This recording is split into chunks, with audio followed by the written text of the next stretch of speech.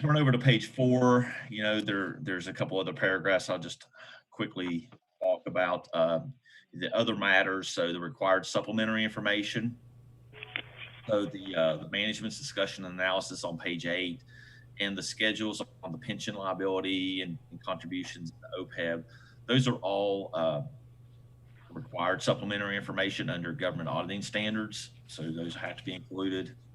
And then the other information, the schedules of operating expenses, the schedule of project budget for federal transit, and the schedule of federal expenditures are presented for purpose of additional analysis. So kind of moving on to the financial statements themselves.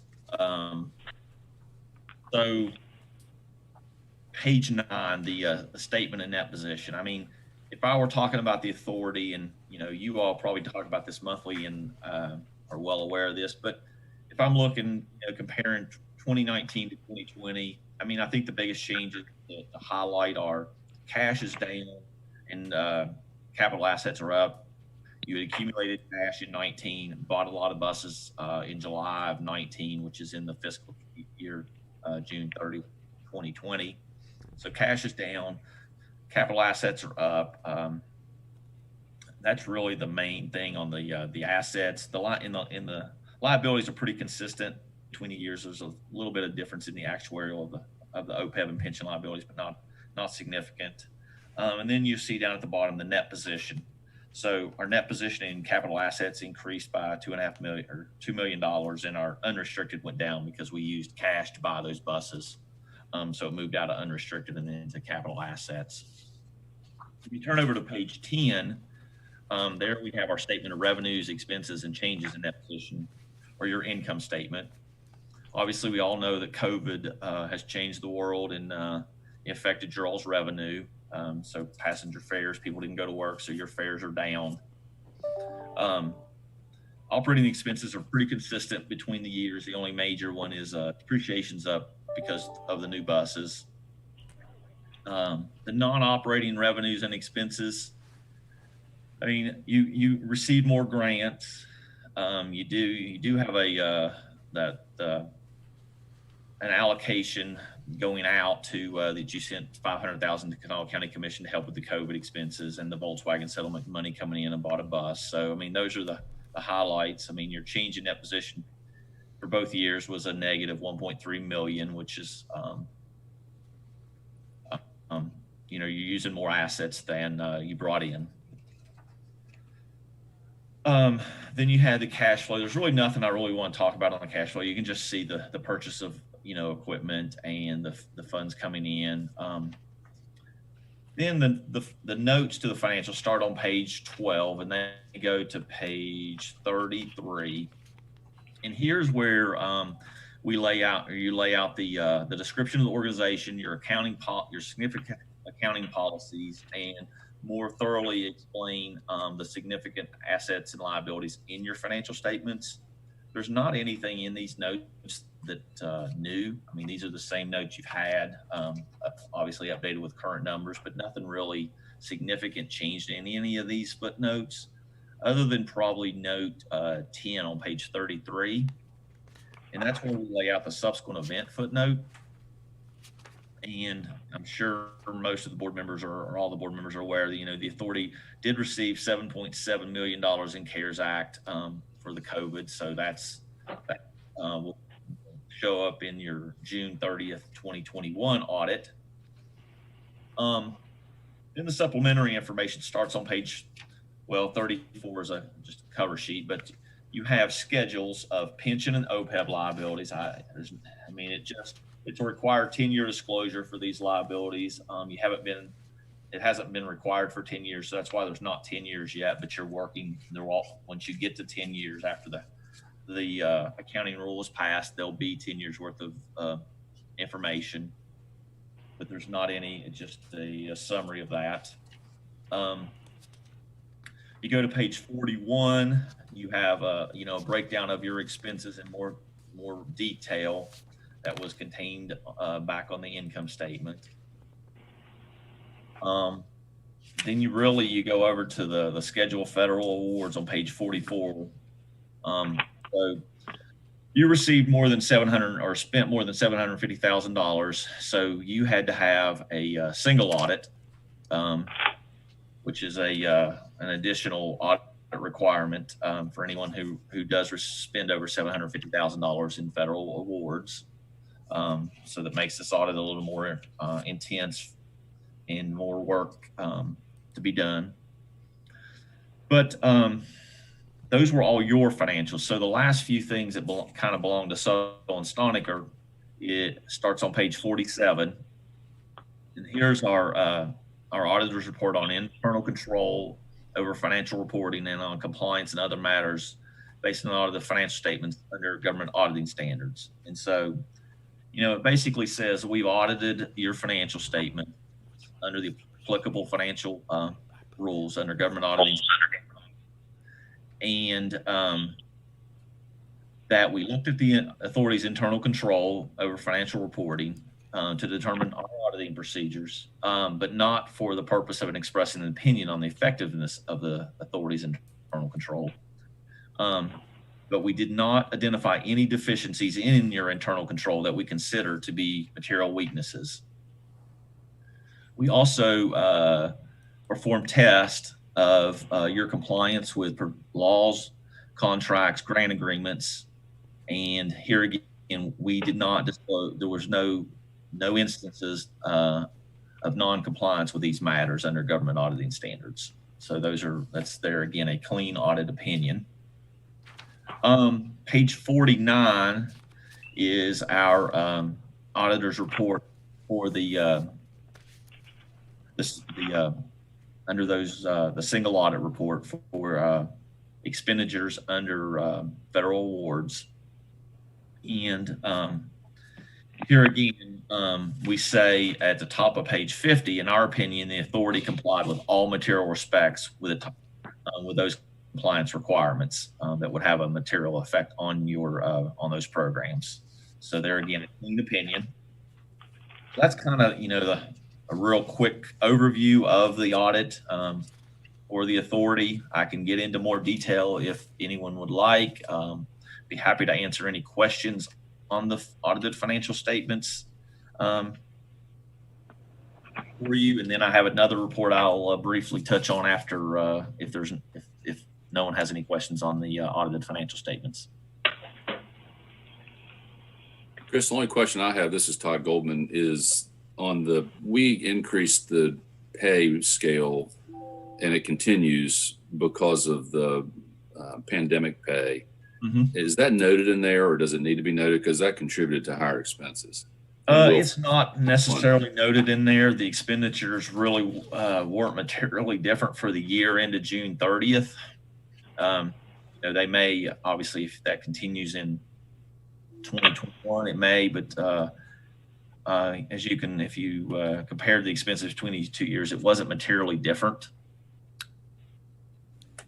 Okay, but you were aware that we did that? Yes, I was. Okay. Todd, in the COVID report, I was going to report on what that's costing us now on average per month. Well, it's starting to show up. I mean, we can kind of see it 2021 numbers. Yes, it is. And so I was going to bring that to the attention when we get into that or into the financials. Okay. If there's no more questions about the regular audit, I know Mr. Lambert has a letter to the board or that was also sent out to you in your packet. Okay, so the next thing we have here is should be titled Report to the Board of Directors. And here on pages 4 through 6 are our required communications. So these have to be communicated to those charged with governance under our professional standards. And here's where we would lay out any difficulties encountered during the audit or issues raised, things like that. We didn't have any of those. So I don't want to touch too much on those 3 pages, but we didn't have any issues or disagreements or find any problems during the audit. If you kind of turn over to page 8 and 9, you'll see the journal entries that we booked for the audit, and most of those relate to the pension and the OPEB liabilities that really couldn't be booked once we started the audit because those numbers weren't available when Scott allowed us to get started on that audit, like on I believe July the 6th. He didn't have these numbers yet from the actuaries and the people who calculate that, so we had to book those entries.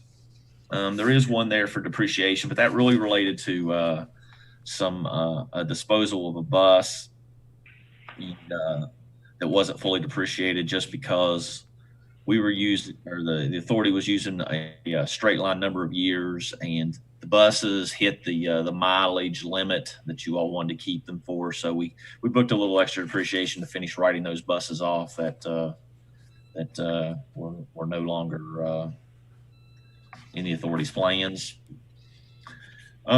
Page 10 was one, little tiny past journal entry. We didn't make this journal entry. It probably could have been booked, but it wasn't material and we passed on it. On page 11, we talk about the communications between us and management. And then the first one there is really the only one I really want to talk about, the management comment letter. We had one little comment here. During the audit, we did a test of payroll, and we could not identify that some payroll was approved. And I'm not saying the payroll wasn't approved, because it was. It's just that it wasn't documented on the time sheet that it was approved. I mean, it went through your normal procedures. The people were paid correctly. It's not that we noted any of that. It's just on your policy, it says you'll approve them. Well, the only way for us to know if you approved it is if someone initialed it that they approved it. So if you looked at it and you didn't put your initials, we couldn't verify that under an audit test. So we just noted that it would help us to be able to test your policy if you signed off on a timesheet that you approved it. So like I said, I'm not saying you didn't approve it, and just we couldn't document it. And that was really the only minor thing we noted during our audit. And then the last few pages in that thing are just copies of the agreements that management signed for us, the engagement letter hiring us, and the management representations letter, verifying that they, told us about everything during the audit that we asked about. That's kind of that's a quick highlight of the reports. And Marie, feel free to jump in if you want to say anything about the audit, if I missed something, or if the board has any questions. Well, Chris, I want to, on behalf of staff, I know that you do the audit for the board, but for both Chris and Marie, as staff, we were more pleased with this audit in terms of the thoroughness than the audits that we've been receiving for the past few years. There was a lot more asked of staff, and Scott and his people did a wonderful job putting together everything. We're aware of the issue on the payroll. It has to do it's all computerized. When a driver automatically shows up to work, does his work, runs every day, the computer generates that and just dumps it in. It's just part of the automation. We used to have hand timesheets for everything, and we really need to update our policy to correct that. I don't want to call it deficiency, but that process. It's just as we've automated more and more stuff at KRT, it's just something the policy wasn't updated to show that. So, we know that the employees are being paid right. They're the first ones to let us know if they're not. But we are taking steps to resolve that one matter.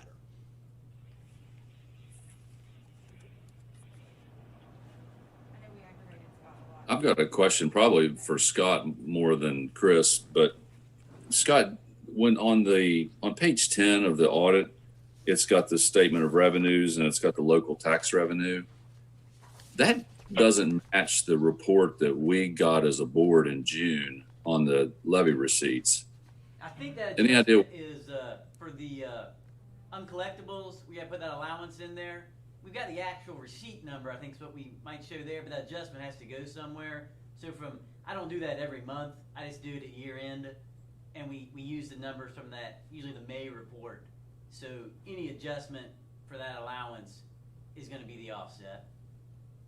Okay, because our statement in June led me to believe we were down about 4% from years past, but it was nearly 6%. The decrease in levy receipts. I just want to make sure why those numbers are different. It's the allowance, of those write-offs from the state, and that's why sometimes we get a big check after the first where people late paying their taxes after it's been published in the paper and things like that. So, but that accounts for that adjustment.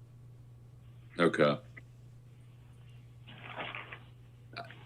I also, Chris and the folks from Settle and Stonecker, I mean, we really appreciate the work that you've done. I mean, I can tell you aren't the low-cost provider, but we got what we paid for, and that's meaningful to the board.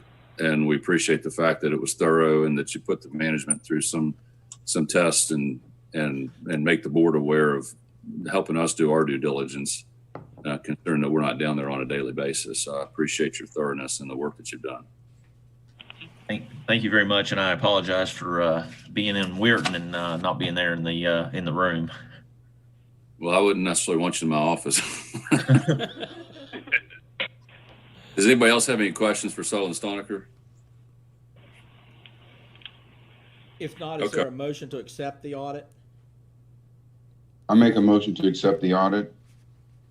Second. Okay, so second. Motion by Hicks and second by Koval. All those in favor of the motion signify by saying aye. Aye. Any opposed? Motion carries. Thank you, Settle and Stonecker. Thank you, guys. Thank you. Thank you. While we were presenting the audit, we had a couple more people join, and I think Manford's on the phone with us. Is that correct? Yes. All right. Well, welcome. It's good to hear your voice. And then Thank we you. also had another number call in, which just disappeared. Or what number was that? Or is that somebody reconnecting? It has question marks on the bottom of your screen. Tolliver. I'm sorry, who's that? Tom Tolliver. Oh, hey, Tom. I'm sorry. I'll put your name up here now. I just wanted to make sure you guys both came in about the same time. There we go. All right, great. And so with that, we could go to the financial statements. We'll jump back to follow the agenda, and Scott will be presenting those.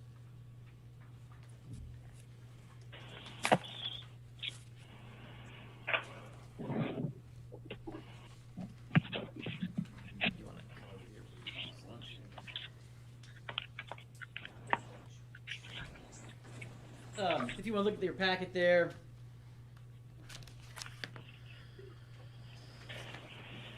again, I can double check that one, Todd, but again, it's both the account receivable, it's going to change, and the allowance number changes.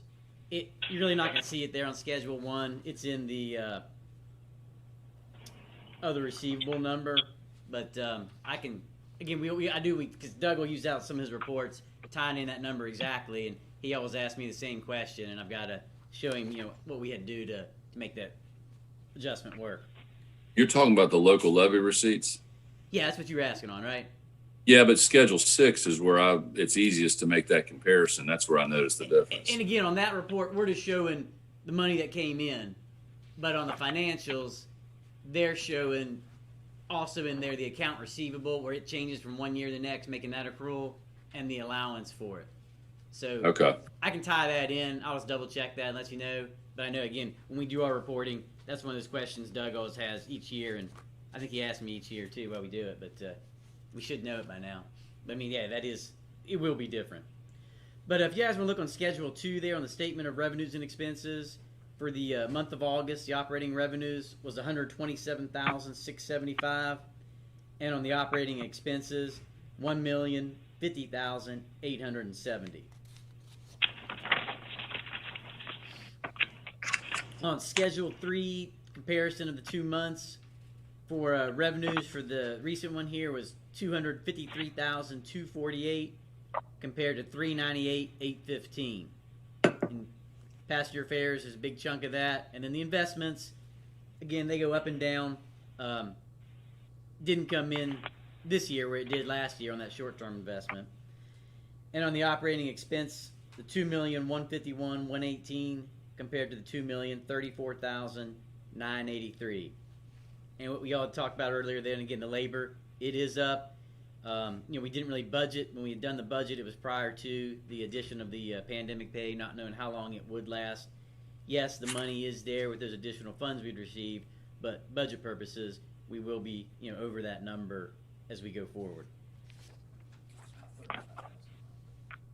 Doug had mentioned it's about $35,000 a month total for that extra $4 an hour. On Schedule 4, on the 4-week moving totals, again, everything is still down in the 30-35%. We'd be in the red, I guess, well out of the orange and gold levels like the school used. But again, we'll keep looking at that. Ridership seems to go up a little bit, and then other times not. But it's been pretty steady, probably bad, worse than good, in terms of where we've been for the last couple months. Actual numbers there on 4B for the fare box revenue. You got anywhere from 16, 17, 18 to 19,000 a week. Prior to all this, we were coming in between 24, 28,000.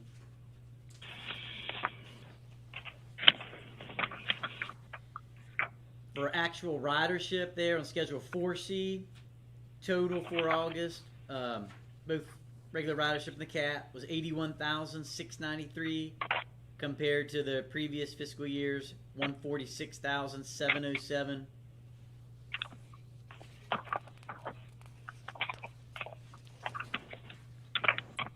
Schedule 4D, the pass usage, it's maintained steady for who is riding the buses at that 67%.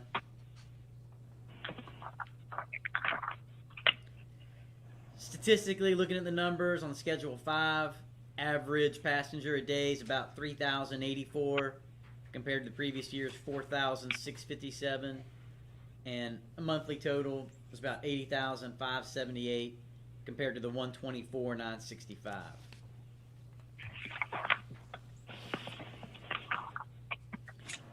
And then on Schedule 6 with the excess levy receipts, with what came in September, that $2,349,000. That puts us 9% above what it was last year at this time. We'll keep looking at it. Last year, we anticipated having that 3 or 4% decrease. This year, at least flat, depending on what the rates are. Inflation and stuff.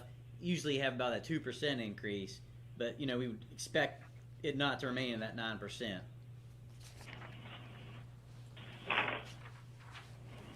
That is it, unless anybody has any questions. Are we going to run into a problem with our fuel consumption on our contract that we won't hit the minimums? Clyde? That's a possibility, Todd. I can give you some definite numbers. I can look at it more closely, but I do know that on diesel we have been averaging under the 37,500 gallon allocation here recently. Now gasoline will be down on gas, however. So we're 10 months in, right? Correct. Yeah, the new.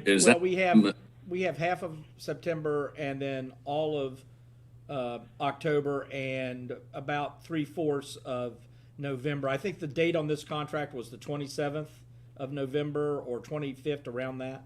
Is that correct? 25th. I'm pretty sure it was the 25th, but I'll double check. Okay. Yeah. But are the minimums decided on a 1-year basis or 2 years? They're on a per year basis. So we'll know in November if we're going to have to write a check for an unused portion of fuel. Right. And that's the other issue with having to go to Saturday level service. We're just not operating as many miles. Clyde, could you figure out what our exposure is there with what we know so far? Sure, I can do that. Does anybody else How have many any? routes are we down? This is Eric Hicks. How many routes are we down? I mean, are we not running? I was just curious. I mean, is it a 10% reduction in the routes that we run or miles that we're putting on, or what is that now? I'd have to look on a chart that I have, but basically it's about 20% less hours operated on a Saturday as opposed to what we would be a normal weekday. For example, if a bus route had a 15-minute headway on peak on a weekday, now it has a 30-minute peak is on as a Saturday. Frequency.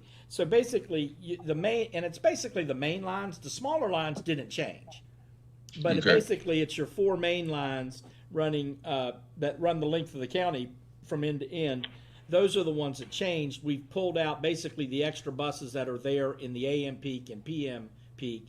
Those buses now no longer operate, and you have just regular the same service that you have during the middle of the day. So when you take out those, obviously that's the majority of our ridership. It's the majority of our miles, and that's why we're down on diesel usage. And as Clyde said, we're okay on gasoline. That's not a problem. But we will. I don't think gasoline's a problem. We'll do that, and at the next board meeting, we'll have a report for you that outlines where we think we're going to finish up the year. Good. Doug, also, we went from it's a 65 run on a regular daily service, and now we're at 56 runs. Yeah. So Okay. That's 56. Right. Those are driver runs. That would account for those hours that we're not operating. But as far as the routes, we're operating the same number of routes we operated prior to the pandemic. It's service area. It's just some areas have reduced service. Mm-hmm. Okay, thanks. Any other questions on financials for Scott? If not, we'll move along to item number 4, Doug. Okay, I don't have any invoices or approvals or any invoices over 5,000, but I did want to make the board aware of a situation that popped up after the agenda went out.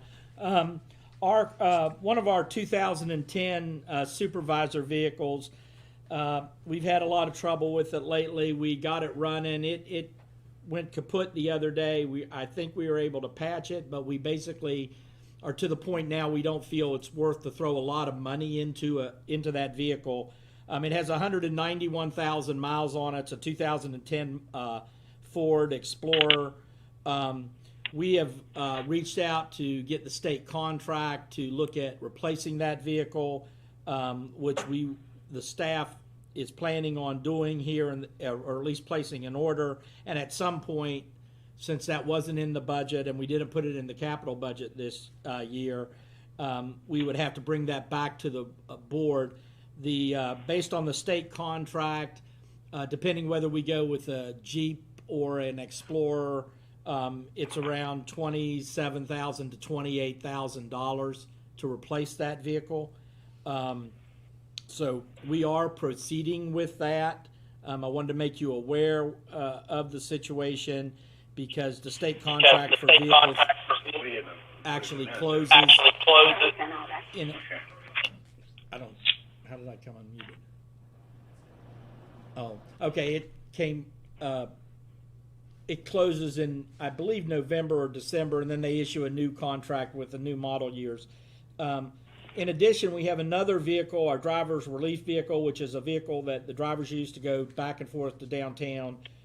It's got about 150,000 miles on it. It's just under that. It's also a 2010 model,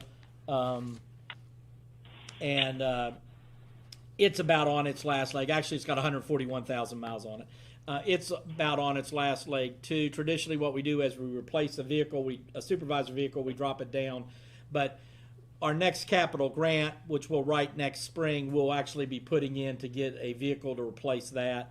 I just want you to know we don't replace service or supervisor vehicles very often. The last one we bought was in 2017.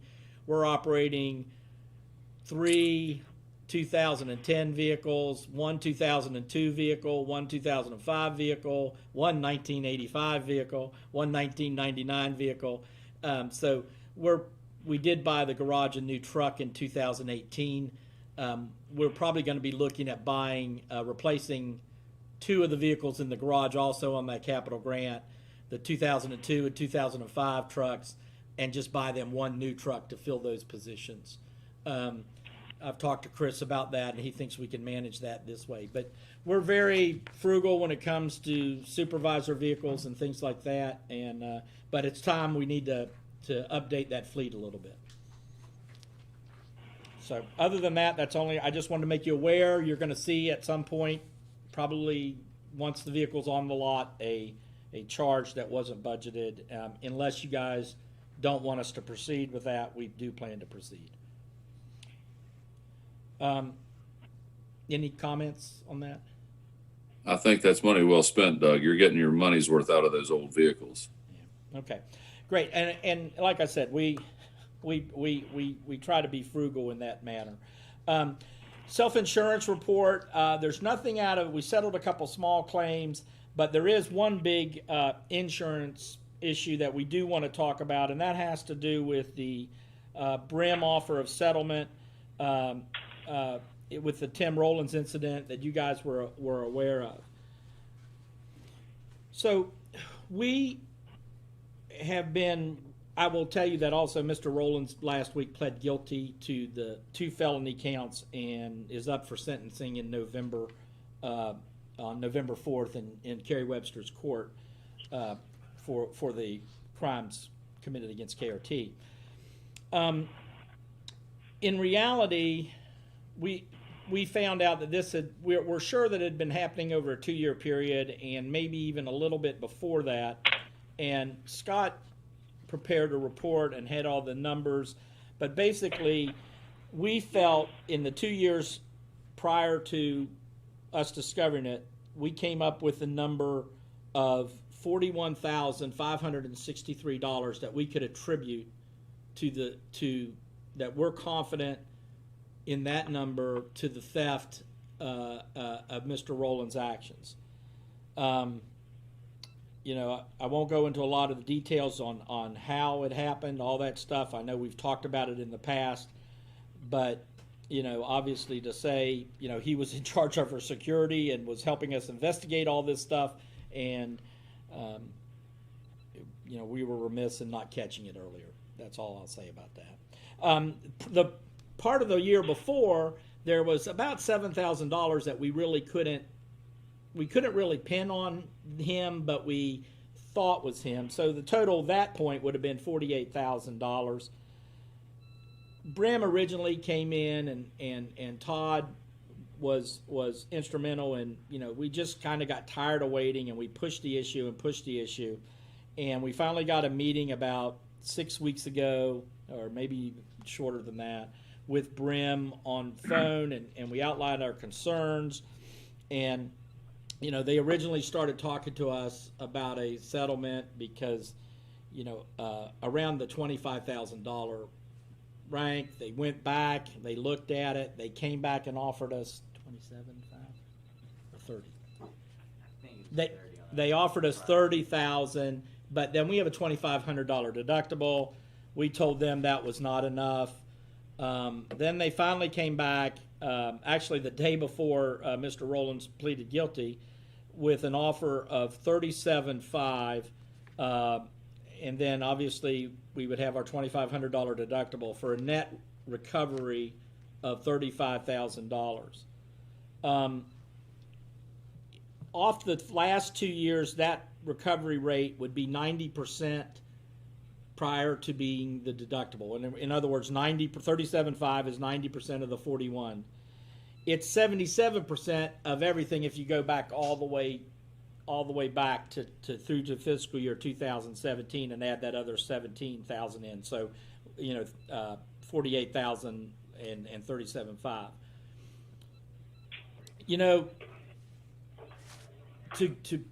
I will tell you, I know that we're not really completely satisfied or completely pleased. I know Todd has concerns because he just doesn't feel that they negotiated in good faith with us. We paid for this policy, things like that. The other issue is we would have to do, they're racing everything on our accounting, which we're solid with and all that. They're not, we would have to hire a forensic auditor or get the state auditor to come in, crunch all the numbers, and that's just going to go added expense. And matter of fact, if to do that, we've talked to some people and we're not talking $1,000, $2,000, we're talking 5 figures of money to do that. We have not told them that we would accept this offer because I felt, Scott and I, and after discussing it with Todd, we felt that this was a matter that should be brought to the board. But that's where we sit. We did tell them we would respond to them today after we met. And Todd, if that's enough introduction, I'm going to let you take over and express your thoughts and things like that. Oh yeah, I think that's plenty of background to remind people of where we've been and how we've gotten here. But it's going on now for 18 months. And our big thing with Brim was, it doesn't matter what the outcome is from the judicial system, but we've got a contract with you all for our insurance provider, and we've proven what we think is correct, and they never took the opportunity to disprove it. It was if we just set a number and they want to negotiate against that, which was what had me upset.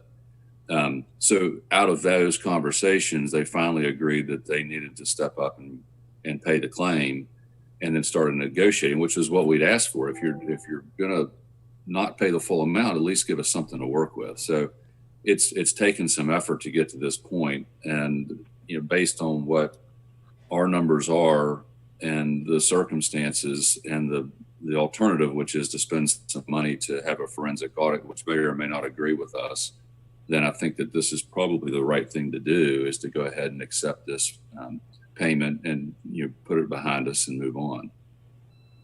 But I'd be curious to hear other people's perspectives on it.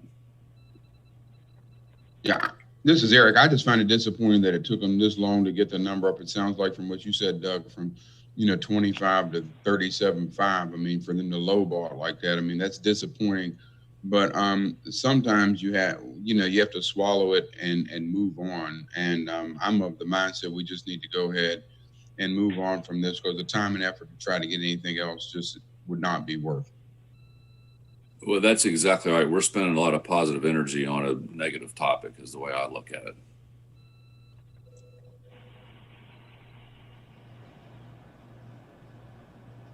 Anybody else have any comments?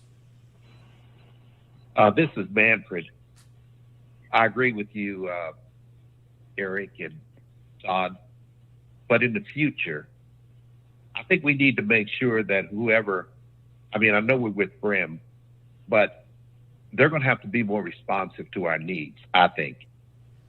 And I know that 90% is probably something that was etched in the contract, and that's okay.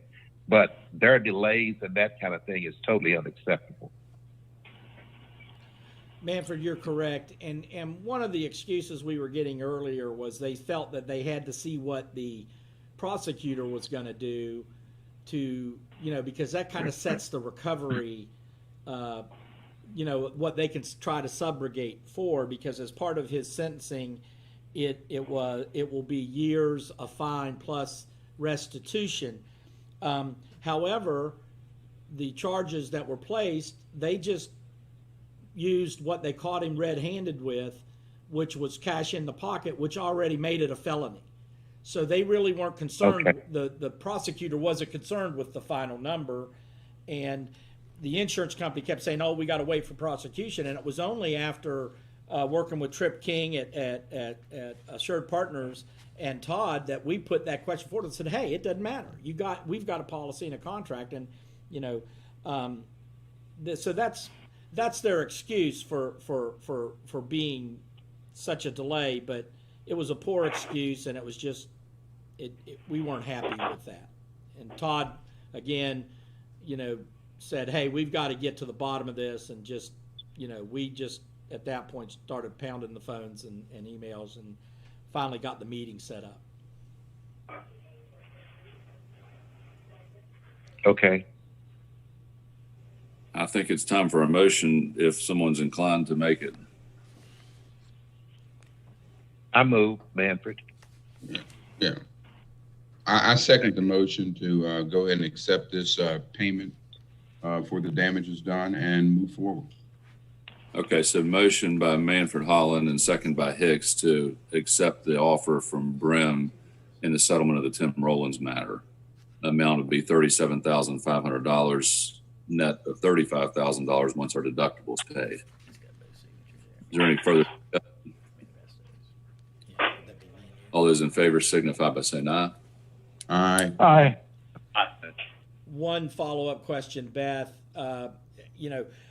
The settlement agreement asks for 2 representatives of KRT to sign. Todd, do you want to be one of those and me, or do we want to have Scott and I, just for a point of clarification? I need to finish our vote first. Oh, I'm sorry. Is anyone opposed to the motion? Okay, motion is successful. Okay, so Beth, do you have any feedback on signatures? What exactly does it say, Doug? It's just a sworn statement in the proof of loss that we have to sign. 2 people have to attest, and then the subrogation receipt we have to sign, and then 2 signatures, and then, or no, actually we just need 1 signature and 2 witnesses on that, and I think that's it, right? Yeah. If you want, I can email you those documents and let you look at them before we sign anything. That'd be perfect. Okay. Okay, I think, Doug, we're ready to move along, which will put us on 5B. Yeah, nothing unordinary with your CAT report, other than if you noticed on the ridership thing, you saw something called a Soar Grant. That is a grant from the Bureau of Behavioral Health to the West Virginia Public Transit Association, which allows us to submit reimbursement for payment for trips to people going to drug treatment centers. KRT is dipping its toe into that. We did 83 trips in the first 2 months. The good thing about those trips is instead of receiving $5 like we normally do on a CAT trip, we actually get to recover our whole cost, which is like $50-some an hour. So that's something we're going to be getting more and more into. But we are only planning on operating within Kanawha County, not going, there are some agencies that are going from Bluefield to Morgantown to all over to pick up trips to generate money, especially in the rural areas. So it should be a little bit of money we could put into our system. Just let you know that that's happening. I'm going to try to go quickly on a couple items. We met yesterday on the transit mall. We're still waiting on a final decision from AEP, which kind of releases us to go completely full steam ahead. But at yesterday's meeting, we got a lot accomplished. In the next board meeting, we'll actually have some schematics of the layout of the area, building design schematics, different things to do that, hopefully a cost estimate. We do have a tentative timeline to proceed. We should have everything ready by the December board meeting. We plan on releasing the bid packet on January 4th of 2021. We've tentatively set a bid opening date for February 4th of 2021. Award of the contract in your February 2021 meeting, which is on the 18th. Based on conversations with the engineers and the architects, they think it would take 2 to 3 weeks to mobilize the project. So we're hoping to start construction in mid-March. For about 3 months, we'll be out of the transit mall until they get the road part of the work done. And then at that point, we'll go back into that area, at least for boarding, but then they'll be working on the construction of the new facility there. But there's some work we could kind of do simultaneously in terms of demolition, things like that. But the first project will be to rebuild the road, and as long as we make sure we have access without damage to finish up the construction. The AEP issue has to do with an 80-year-old electric line that currently runs under the existing building, where our hope is that they will abandon that line. That seems to be the leaning, the way they're leaning to now. That could always change, but they for some reason let us build over that line in the early 1980s when the transit mall was built. But now they're saying if that line is still in use, that we can't build over it. We have to be 3 feet off of it, which changes the amount of area we're going to need, which changes everything. So it's a huge decision. If they tell us they are still using the line, we may opt to relocate the line, which would be an additional expense. But there was another aspect that we had been talking about doing in the project that we feel that we can do without, that would offset that expense. So hope to have more. We're meeting with the city and their architects on September 30th, and hope to have more on that. And at the next meeting, it will be one of the major topics of discussion will be the transit mall, or what we're going to call it in the future, renovations and things like that. And you'll have some rendering at the next meeting? Yeah, we're going to have drawings and renderings and everything, elevations. That's the plan. Great. I want to bring you up to date on COVID-19. Back on September 1st, a driver went home from work, found out his wife, who works at CAMC, had potentially been exposed to COVID. He notified us. We held him off work, told him he couldn't return until he got a negative test. He then subsequently was tested. They both ended up testing positive. I spoke to the driver the other day. He's not feeling well, but his wife is recovering. And he does not live in Kanawha County, but we're working with both the Putnam County Health Department and the Kanawha County Health Department to do that, and he realizes he can't come back to work until he has a negative test. Obviously, you know that Kanawha County's in red, and we are, once again, starting to lose drivers due to school issues and things like that. We had hoped in October to go back to our middle markup, which was kind of after COVID, but it only took out three runs. We can't do that. We just don't. We have to post a markup in September to go into effect by the 15th of October. We just do not have the manpower to return to full level service. So we'll be continuing Saturday service for the near future. We have other markups ready to go, but we just don't have the bodies. And that brings me to the other issue. At the end of this month, the $4 premium, which we talked about earlier, the pandemic pay premium does expire. We've been doing it on a month-to-month basis. It would be my recommendation to continue it, just because we've got to have every bit of ammunition we can to try to keep as many drivers working as possible. So that's. Do those markups, hey Doug, do those markups have an expiration, or once you've gone through the process, you can keep it in your hip pocket and apply it when you need to?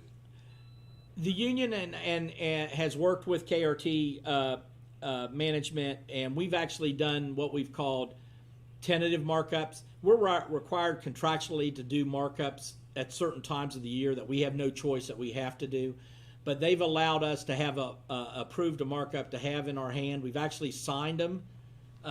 We had actually signed the Saturday markup long before we put it into effect, and then we were able to throw it into effect between contractual markups. We do have another markup that's been signed. It was signed in August, I believe. The backup markup. It's either July or August. Tentatively thinking that maybe we'd get enough people back in September to implement it prior to the October markup. We gave the union copies of both those markups again in October, but we only posted the Saturday markup. We will probably at some point, as we see the numbers going after October 15th, we just felt running two markups at the same time would be too confusing to the drivers. We'd have to do two bumps, and there's a lot of stuff we have to do with markups. So we only ran the one, but yes, we can, if we find out, say, November 1st, there's a vaccine and everybody is cured of COVID, then we can, run an additional markup to get it back going. And the reason we do it in advance, it takes about a 4-week process to run a markup and get it going. And so we will be doing another one in advance. That being said, also we have made arrangements, talked to the ambulance authority. We're working with them. They're going to come to our facility in early October and do flu shots for our employees and their families. If they're covered under PIA, there's no charge for that, or their insurance. So we are making steps to do that as well. We encourage everybody this year to get a flu shot because obviously with flu season coming up and COVID, it could be a nightmare. And that's all I have under old business when we've already done the new business. So with that, I'll open up to any questions the board might have or anything they want to talk about. And are there any questions through email? No, they're not. Do we know how many people watched on YouTube, if any? Oh, actually, while Travis is checking that out, I do need to motion to continue the pandemic pay, if that is the wish of the board. I make a move to continue the pandemic pay. I'll second. Okay, it sounds like a motion by Arthur, second by Bailey. Does everybody understand the motion to continue the pandemic pay, which has been going on since Put it April? in April, I think in the April meeting that it started in May. It started around the 1st of May. All those in favor signify by saying aye. Aye. Aye. Any opposed? Motion carries. Thank you. Thanks. Anything else, Doug, or board members? Just let me ask Mr. White while you're still here. Did you get my email yesterday?